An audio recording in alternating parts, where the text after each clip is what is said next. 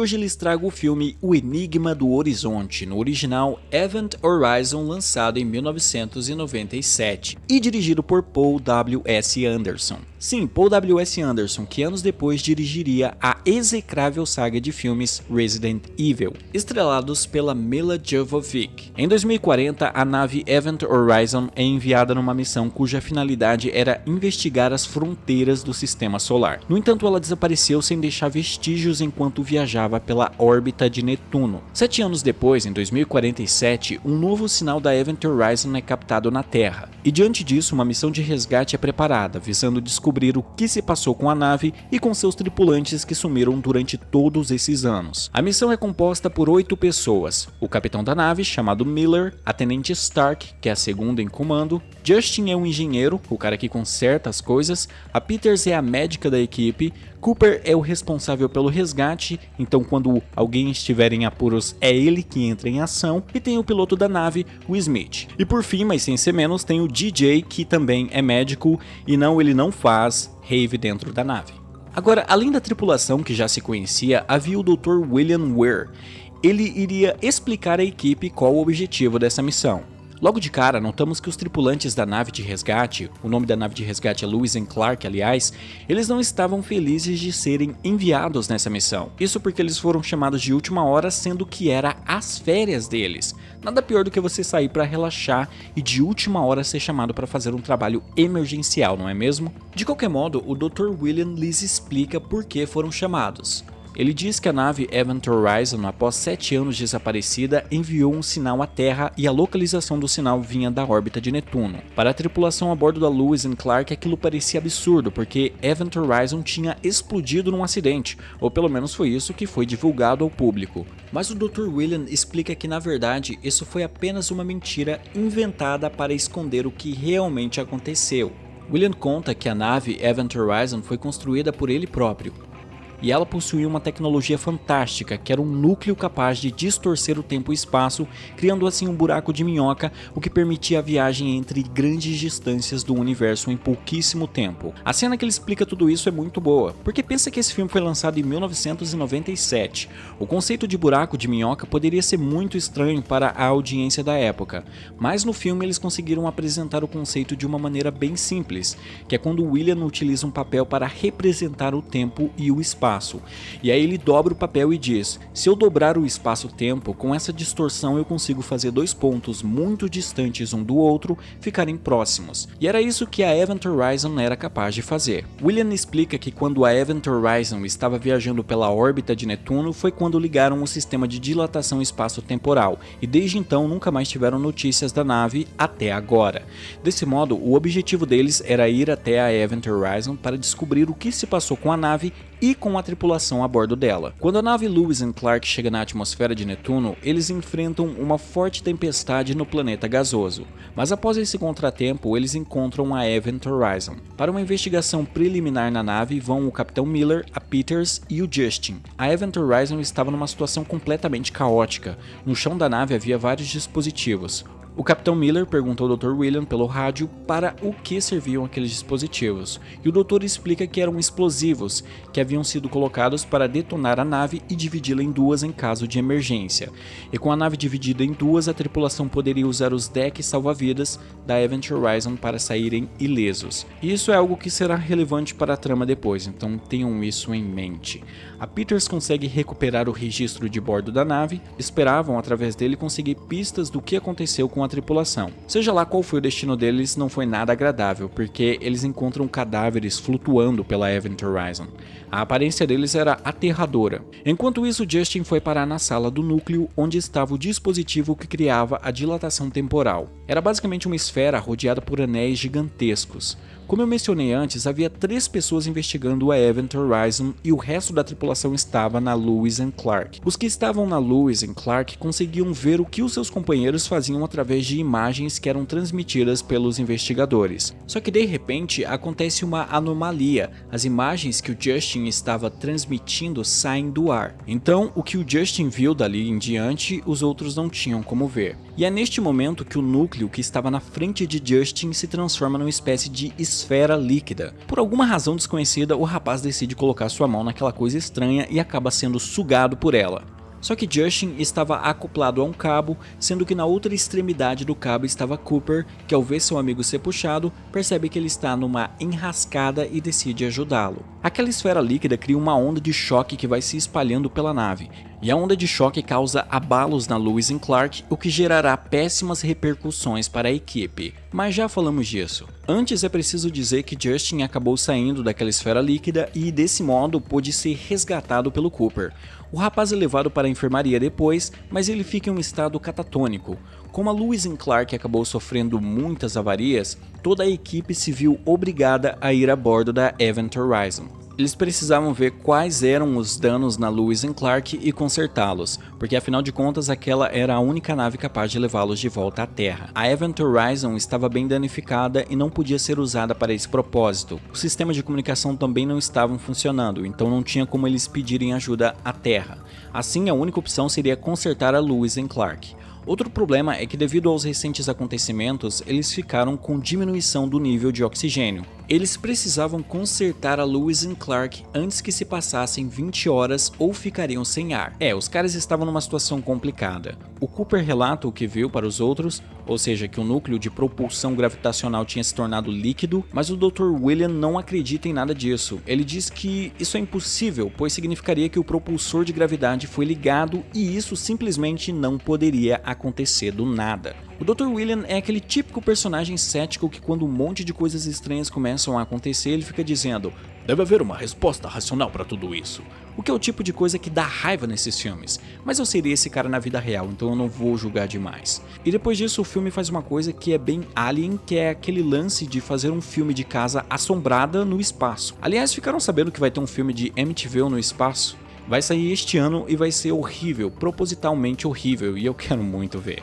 Enfim, de volta ao que eu dizia, vários personagens começam a ver coisas estranhas pela Event Horizon. Eles têm alucinações, veem e ouvem coisas muito esquisitas. Um exemplo é a Peters, que vê seu próprio filho com as pernas todas dilaceradas. O filme tinha estabelecido que ela tinha um filho paraplégico que estava na Terra, o que torna essa visão algo bastante perturbador para ela.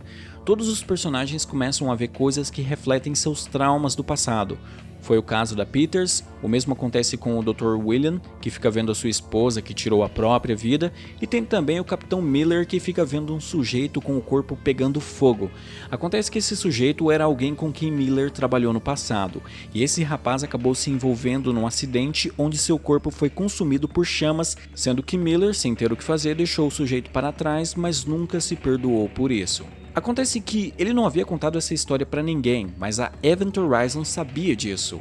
Ela conhecia seus medos e do resto da tripulação também e estava usando isso contra eles. Neste filme, a nave é um personagem. Ela é uma entidade com vontade própria e com aspirações malignas. E sua influência começa a afetar o psicológico de todos, o que cria intrigas entre eles e a cada segundo torna as coisas mais incertas. Lembra do Justin? Bom, tem uma hora que ele acorda e decide tomar uma ação insana. Justin dirige-se à unidade de compressão da nave. Ele planejava abri-la, mas se fizesse isso, para usar termos bem científicos, iria se fuder muito. Não é uma boa ideia se jogar no vácuo do espaço sem traje, amiguinhos. Os outros tripulantes vão até o local e tentam convencer Justin a não fazer isso, mas ele ainda está naquele estado catatônico. E ele fica murmurando algumas coisas. Ele diz que se os outros vissem o que ele viu, não tentariam impedi-lo e esse tipo de coisa. Quando ele aperta o botão para abrir a unidade, isso faz iniciar uma contagem regressiva para a unidade ser aberta e aí Justin parece voltar a si e se arrepender do que fez. Só que agora é tarde. Ou não, porque o Capitão Miller, que estava do lado de fora da nave consertando algumas coisas, foi informado da situação e assim se dirigiu até a unidade de compressão. Ele iria pegar Justin quando a unidade fosse aberta e levá-lo de novo para a nave, para assim, quem sabe, salvá-lo.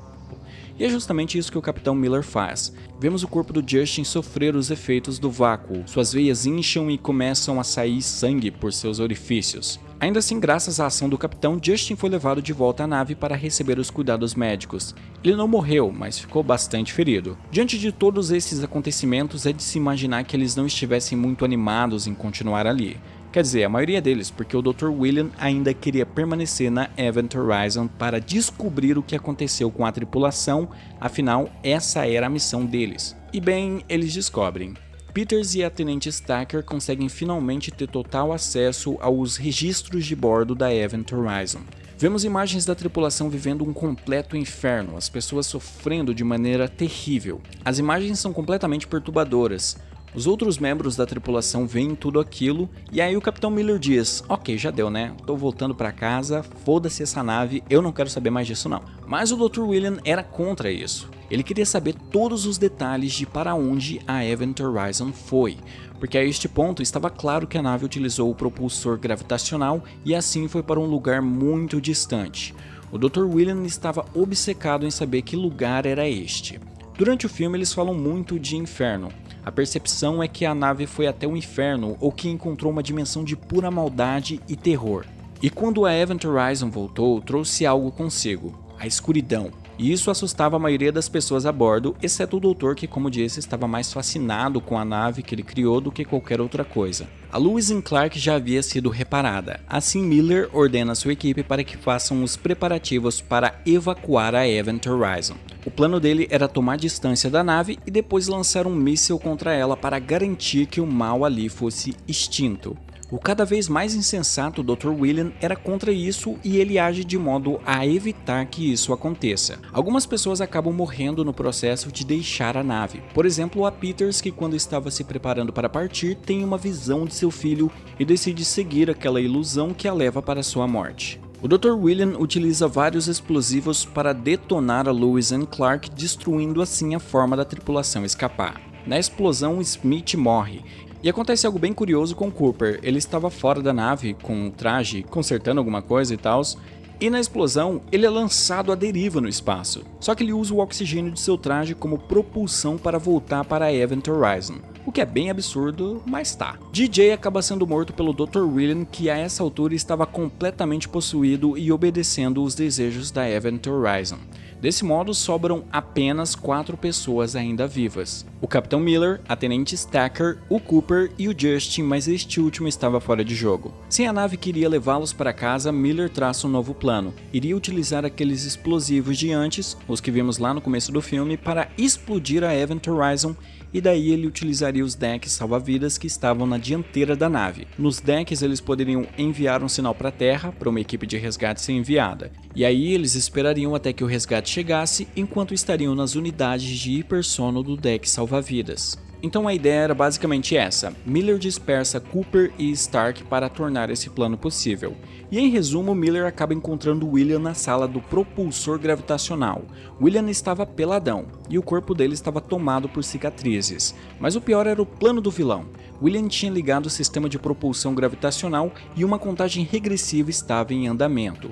Quando chegasse a zero, a Event Horizon iria partir mais uma vez rumo à dimensão de dor, caos e maldade para onde um dia foi. O destino da tripulação seria algo muito pior que o inferno, a menos que eles impedissem isso.